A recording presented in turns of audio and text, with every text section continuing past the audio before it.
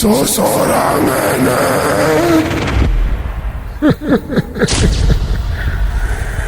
isi ayah anu maturan.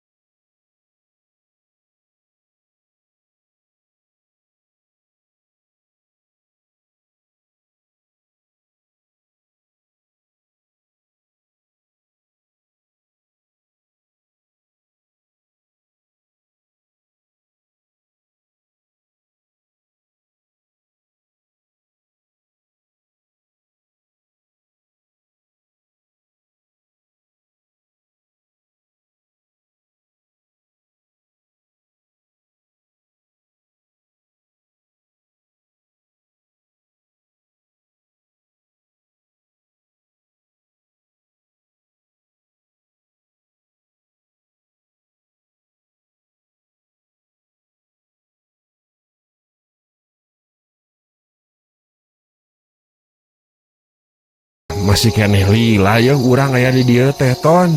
Nyawayahna we atuh tang keun wae lah mumpung aya pagawean. Geuning aya keur eueuh mah urang sok kasusahan. Tempatna sakurang nyaman euy. Komo lamun ningang waktu peuting. Karasa geueuman ieu tempat teh. Ari geus da tempat ieu anu cocok matang atuh. Da piraku ari carita ngeunaan kampung. Deur tempatna anu di perkotaan anu loba mobil. Kan teu cocok atuh tang. Cik saya enak rek nanya ke maneh ton. Salila aya di dieu. Nah teu ngarasakeun hal-hal anu rada aneh gitu tah. Nu aneh naon atuh tang? Biasa-biasa aya rasan kuring mah. Seperti di tempat anu lain we. Oh gitunya. Beda tuh jeung urang. Urang masuk aya rasa nu aneh wae ton. Eta mah pikiran maneh we atuh tang anu kentel beres. Mending ge sare lah tunduh. Jeung meuni karasa lumse kieu urang.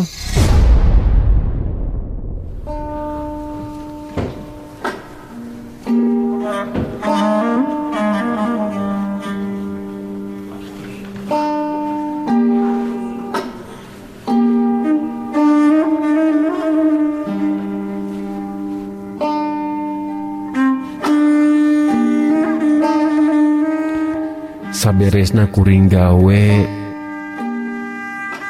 kira-kira jam 2 peuting babaturan anu sejen geus pada neang tempat keur istirahat. Kaasup kuring ngadondrek sareteh di salah sahiji tenda nusok dipake ku kuring jeung babaturan nu sejen ngadon sare.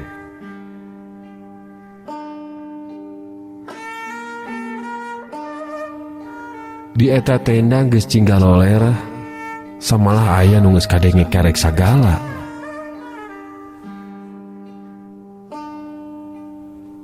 Nya kuring oge geus bebenah keur tempat ngagoler.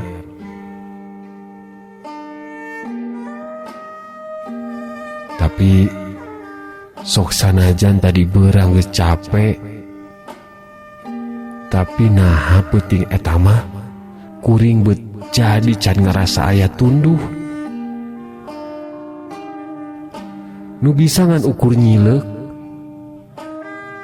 samalah sekedapan mah jadi kalah ngelamun sagala.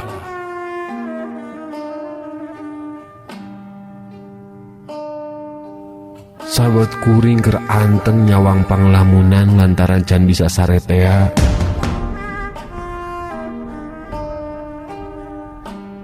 Ujuk karasa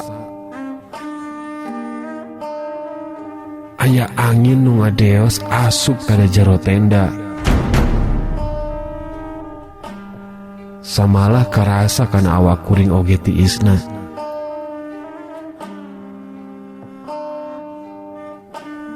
Sok sanajan aya angin sarupa kitu, teu matak jadi ngahudangkeun babaturan anu sejena.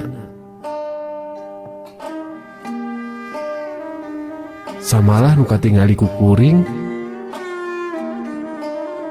maranehna geus salare taribra nakeran.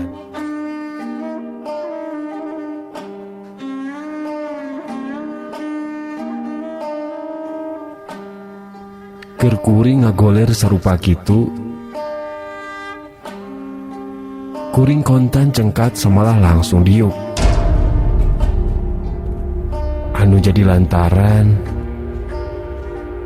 ngadenge aya sora anu ngagubrak di saluareun tenda.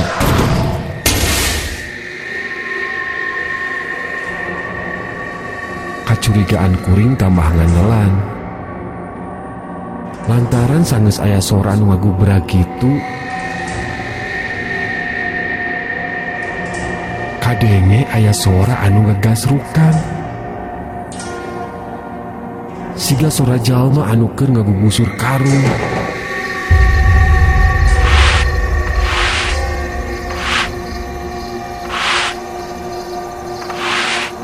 Nya kuring oge cengkat. Tuluy nangtung maksudna rek kaluar maluruh kana eta sora tea.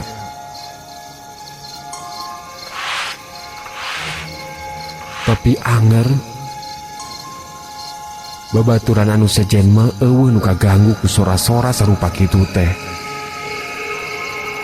Da eta we salian ti kuring eueuh deui anu nyaring.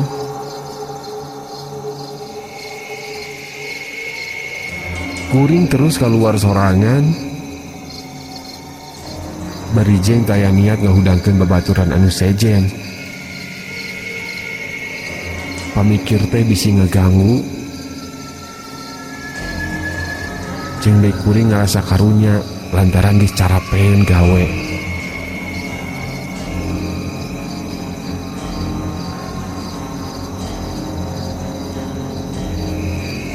Lamun kira-kirana aya kajadian anu kurang dipikahayang atawa dina iana aya bangsat, nya kakara kuring rek ngahudangkeun babaturan anu sejenna.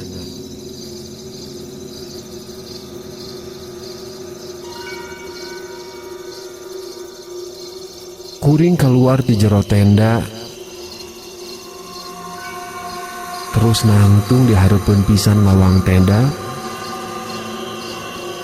Bari pano ningali kepala badatangna sora anu tadi kadenge ku kuring.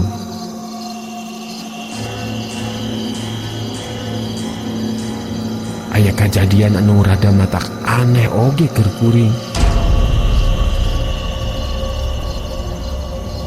Sora anu kadenge tadi teh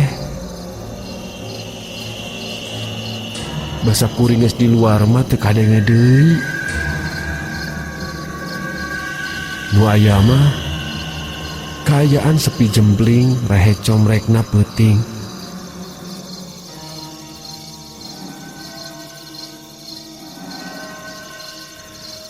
Keur kitu ujug-ujug kadenge aya sora anu ngomong satu kangen.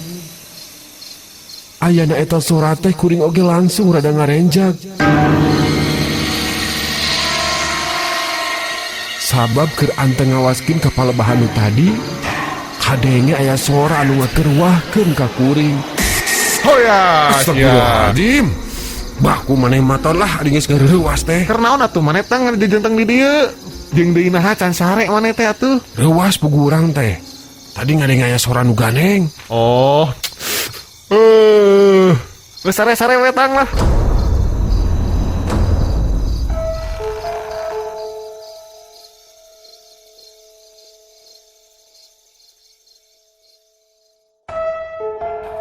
Kuring jadi luak liuk teu puguh. Anu jadi lantaran si Tony anu cikeneh diajak ngobrol teh geus eueuh deui di tukangan kuring. Teu nyahoa leosna. Ujug ngiles teu puguh. Pangangguran. Kuring ningali deui ka jero tenda.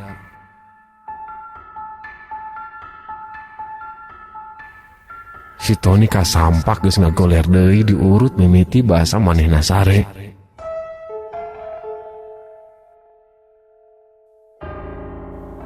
Nya pamikir kuring bahwa tadi si Tony teh ngalindur.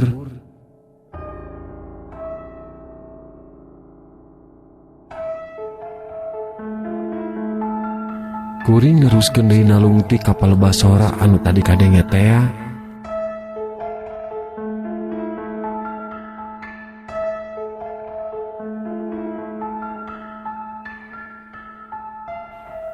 Samalah ayeuna mah kuring leuwih penasaran. Terus leumpang maksud rek maluru.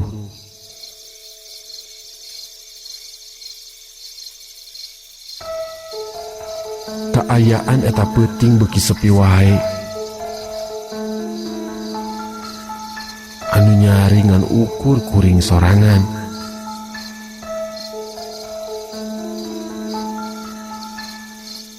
Panon kuring manco ningali kapala bahana pun tangkal kai anu lumayan jangkung jeung hieum pinuh ku daun.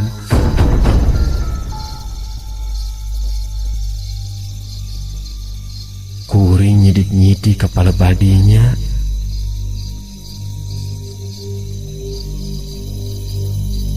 Keur kitu teh kuring ngarenjak reuwas lantaran kadenge aya suara awewe anu seuri meuni nyeleukeut semungeuna. Tambah penasaran kuring beuki hayang jelas. Da pamikir mimiti mah pasti di palebah tukangan eta tangkal kai aya jelema. Barang keur kitu. Nah, ujug-ujug ketingali aya nu ngalayang ti palebah eta tangkal kai. Dibarengan ku suara anu nyikikik.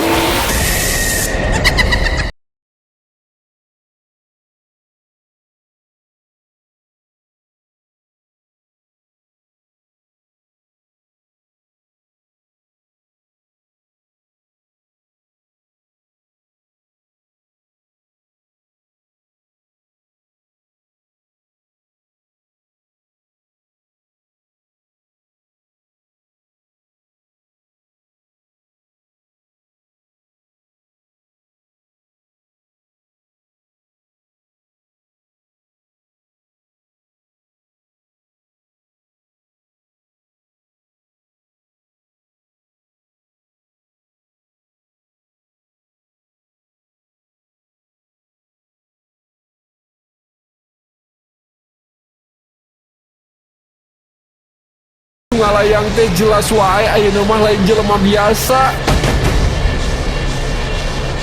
Tapi sigana eta meureun anu sok disebut Kunti teh.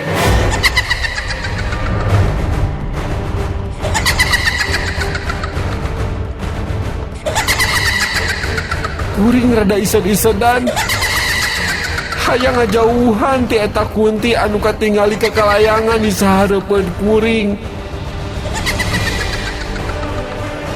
Eureun-eureun cicik-cicikan eta Kunti teh. Baru karena kuring geus teu puguh rarasaan.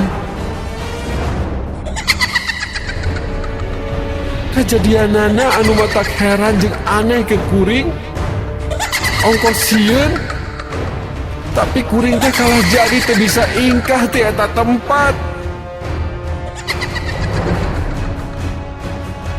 Cek rarasaan mah kuring bari ngajanteng teh bari gogorowokan yang katulung.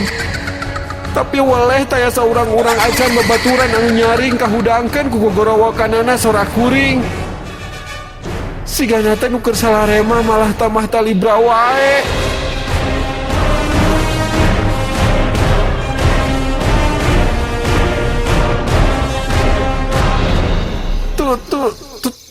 Tolong! Tolong! Ayah Kunti! Kunti!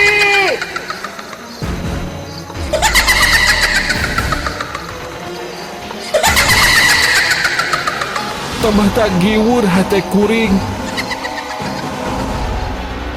Kunti nu kakalayangan awakna ngapung ka luhur. Sageus ti luhur katingali nyelorot ngadeukeutan ka palebah kuring anu masih keneh ngajantang.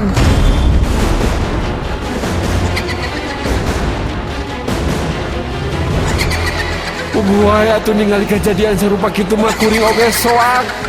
Anu tadina nangtung, kuring jadi ngadaprak lantaran rasa sieun anu geus leuwih ti misti. Tur oge ka rasa leuleus.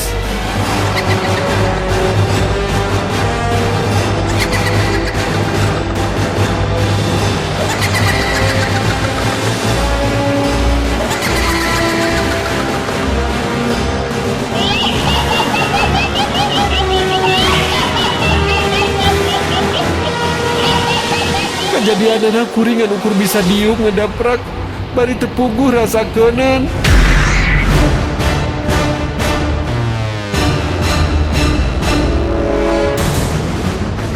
Panon kuring oge langsung dipeuremkeun sabab geus mung ningali Kunti anu nyilorot ka palebah kuring.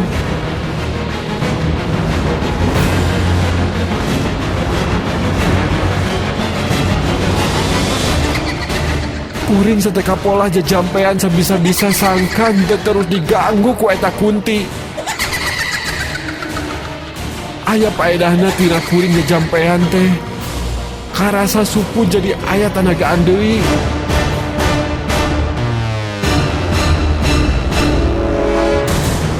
Geus kitu mah kuring cengkat. Karasa supu geus teu berat ayeuna mah. Ya geus kitu mah kuring langsung lompat muru ka salah sahiji musola nu kabeneran aya di eta tempat.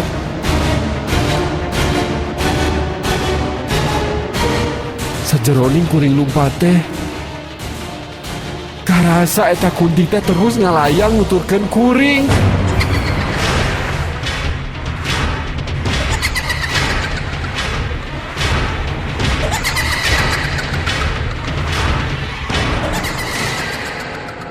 Pas nepi ka musola, kuring ngarasa atoh. Lantaran katingali aya salah seorang warga anu rek ngadon ka musola.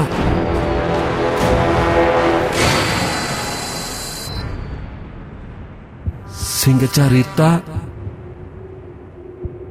kejadianana harita waktu teh geus ngagayuh kasubuhnakeun. Samalah geus waktuna azan subuh.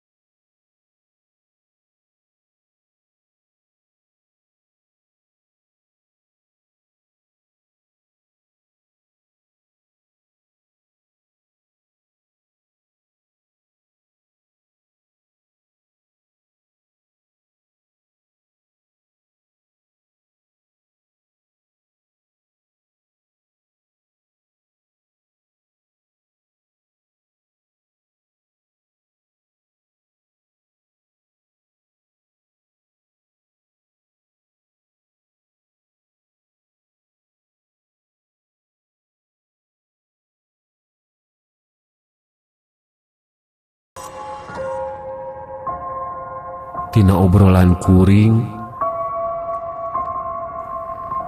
menang keterangan ti eta warga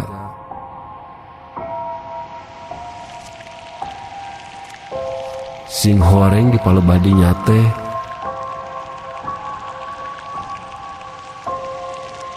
kungsi aya kajadian